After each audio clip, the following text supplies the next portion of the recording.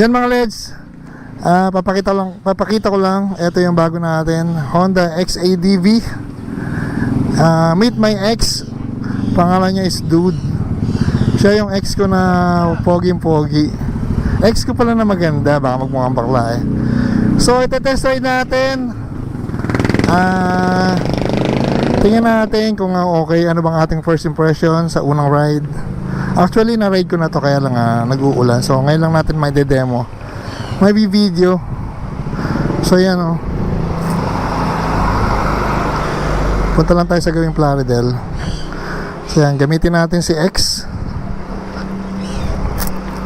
Ayan. Start natin. Ito yung start button niya.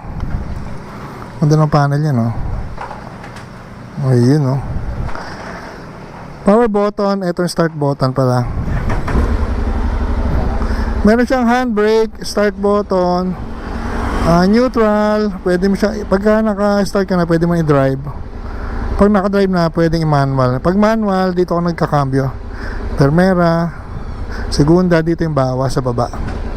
So tatry lang natin yung automatic. Dito drive lang tayo. So naka-drive na tayo mga Leds. Pagka naka-drive na, hindi nyo kailangan magkakambyo-kambyo. Wala rin siyang clutch. Ito preno yan. Ito handbrake. So go na tayo. Marami tong driving modes. Pakita natin. Ito modes niya. Kung makita nyo, meron siyang standard, rain, meron siyang gravel. Ito yung user, pwede mong i-adjust yung isa-isa. Pwede mong i-adjust yung power, yung engine brake, yung drive, yung ano ba yung sa kanyang ABS, traction. So ikaw magko-customize ng setting nun. So balik tayo sa ito sport medyo aggressive. Kailangan to pag sa highway. So yan o. First impression ko talaga rito, napansin ko kaagad yung shock absorber niya, napakalambot. Pwede sa mga minor na humps or bump. So hindi mo siya mafe-feel gaano.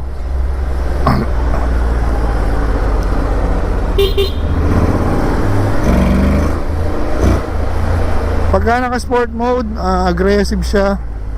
Saka isa pang napansin ko rito, compare sa ibang motor, tahimik siya. Pero nadinig ko na yung naka-pipe nito. Pogi ang sound nito pag naka-pipe. So ito yung motor na pag pinipe mo, hindi ka magsisisi kasi maganda yung tunog niya. May mga motor kasi na mga single cylinder na mas better kung naka-stock pipe lang.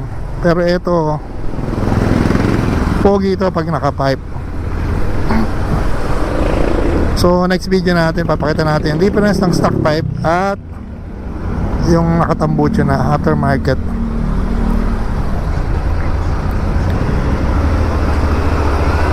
Yan, maganda siyang mag-play yung mga shock niya, front and rear. So yan ang medyo maganda dito. Siyempre pagka hindi matagtag yung sinasakyan mo motor, nai-enjoy mo, saka hindi siya gano'n nakakapagod. Kamukha sa Malolos pagka may mga konting lubak. Hindi mo na kailangan iwasan pa, hindi mo na kailangan mag-preno. Just ano lang, sagasaan mo lang, diretso ko lang. So yun ang maganda rito. Tapos napansin ko rin, compare ko lang sa AK550 ko, parang mas matipid to. Although hindi ko pa siya na measure ng full tank to full tank. So dapat ganun talaga para makuha niya exact na fuel consumption niya. Yan. So all stock to. Nalagay pa lang natin itong cellphone holder para lang may cellphone tayo ng dala-dala. Busina, ilaw stock, pipe stock pa rin. So lahat is stock.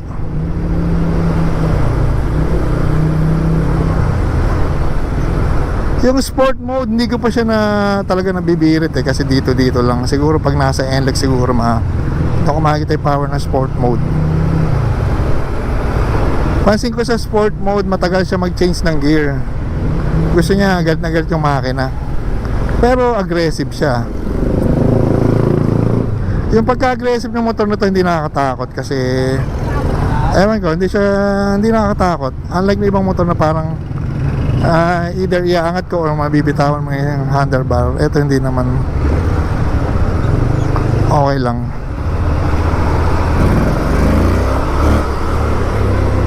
So yan, masarap nung pag-overtake mo. Alam ko mas masarap dalhin to, mas masarap gamitin to pagka naka manual mode ka. Yan, kung naririnig nyo, nag-change siya ng gear.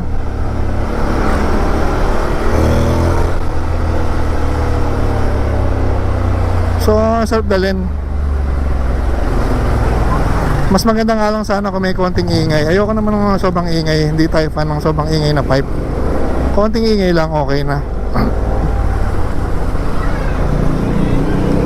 Tapos isa pa sa pag nakasakay ka rito, dati nung nakikita ko lang to sa mga customer ko, sabi ko, ba't ganun yung upuan? Parang matigas, parang tabas. Yung pala, pagka ikaw na yung nakasakay, ang sarap, nakahulmang-hulma yung puwet mo, tapos malambot yung foam nya. Kala ko matigas kasi parang tabas. Yung malambot siya. Tapos yung seat nya makapit. Tapos yung mga paa nyo, ayan o, 5 feet and 9 inches ako. Ayan o, nakaganyan ako. So malaki yung legroom nya talaga. Hindi siya bitin sa paa. So yun ang maganda doon.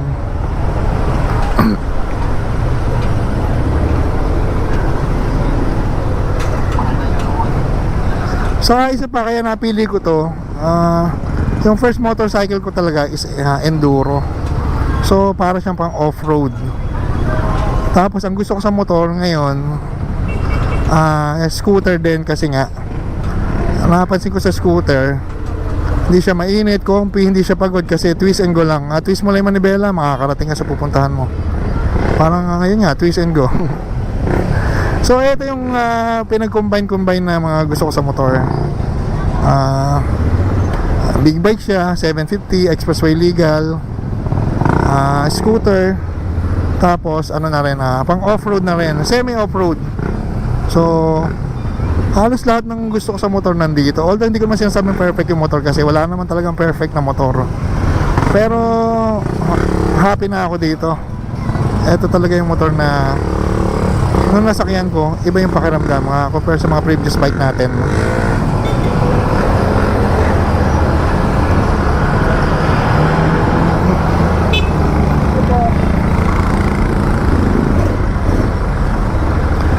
So yan, andito na tayo sa barihan at medyo madilim ang panahon. So meron naman tayong raincoat.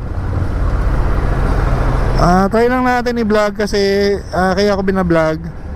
Ang gusto ko, bago ko set up, bago ko lagyan ng mga ilaw, busina or tambucho, gusto ko ma-demo natin ang all stock. Kung mapapansin nyo, malakas yung arangkada niya pero wala siyang ingay. So yun yung sinasabi ko, na pag naka-pipe to, hindi masakit sa tenga. Maganda tunog nito eh. So ramdam mo lalo yung power niya. Sa traffic, hindi siya mahirap isingit. Napansin niya nung asawa ko kanina, mas parang mas manageable tong i-drive maski sa traffic kumpara dun sa AK. Hindi ko naman sinasabing pangit ang AK, comparison lang. May kanya-kanyang katangian siya eh. So from previous motorcycle natin na AK, tapos eto, mas madali itong overtake na ganyan, oh.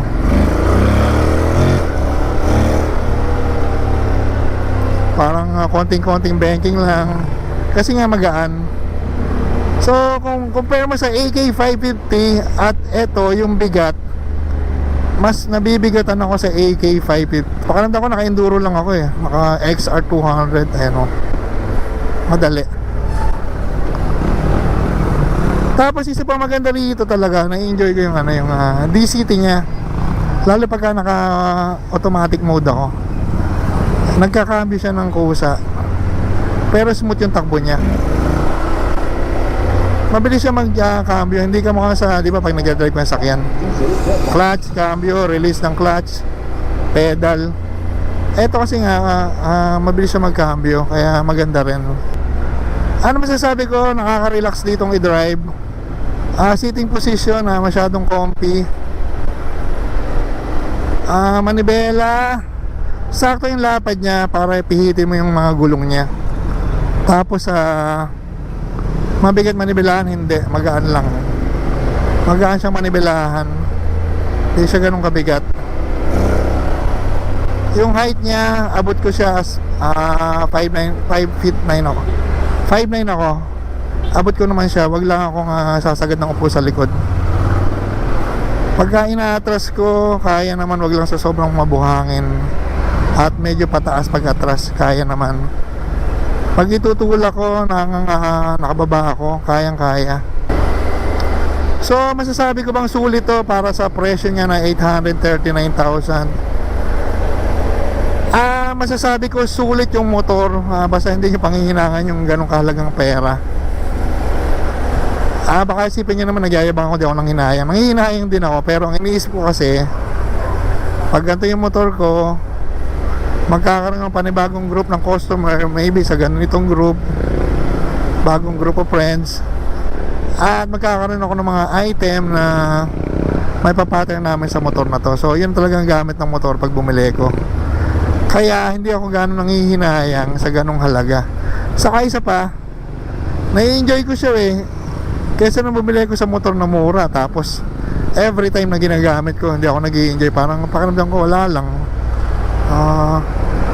So eto, pag ginagamit ko to, happy ako.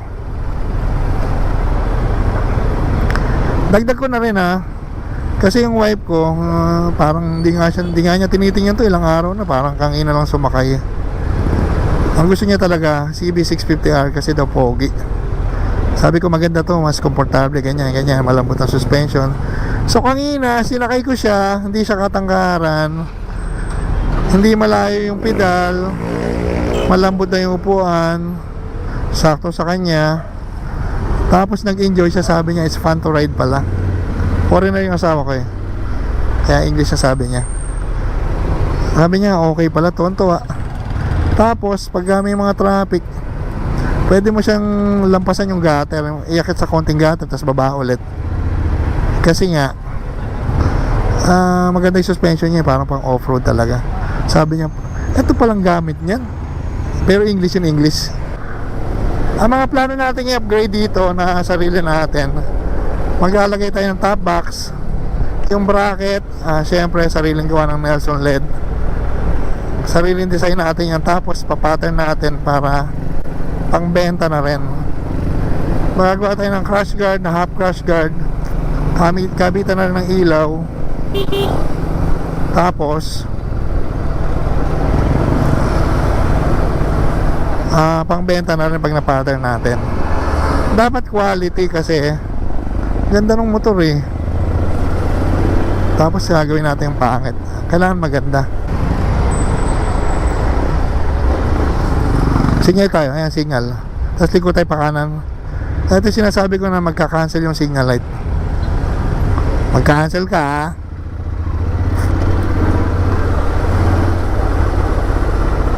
ayan, wala na yung signal light, nag-cancel na siya.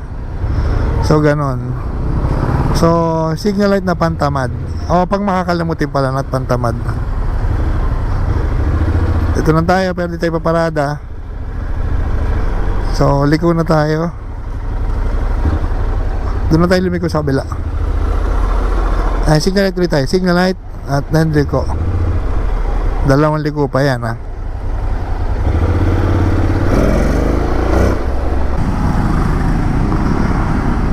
Pero itong motor na to, sure ako na ibabiyahe ko na to. Kasi nga nai-enjoy ko. Sabi nga ng asawa ko, parang ang sarap na dalhin sa vegan. Eto, high natin yung headlight. Ayan, naka-high na yan.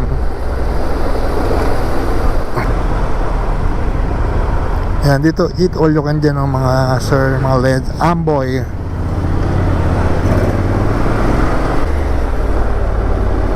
Ayan, thank you Lord sa mga blessings na binibigay mo po sa amin. Sobrang nagkapasalamat po kami. At thank you po sa mga customers namin na walang sawang tumatangkilik sa Nelson LED.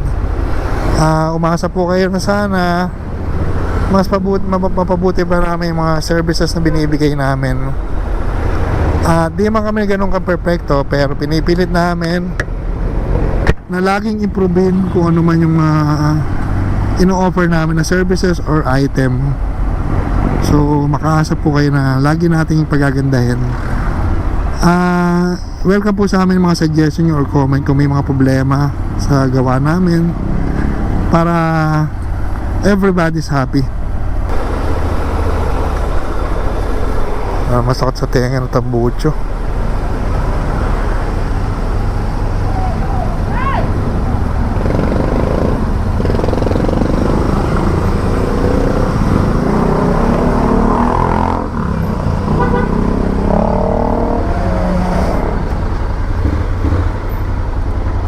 Eto na tayo mga Leds.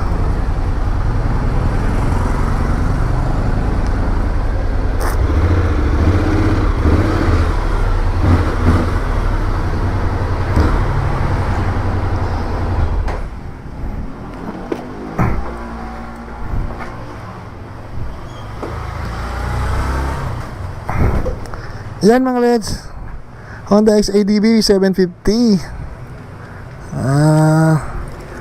Next video natin, upgrade ng motor natin, papakita natin paano magpalit ng tambucho, saka sound test na rin natin. Yan, thank you, bye bye.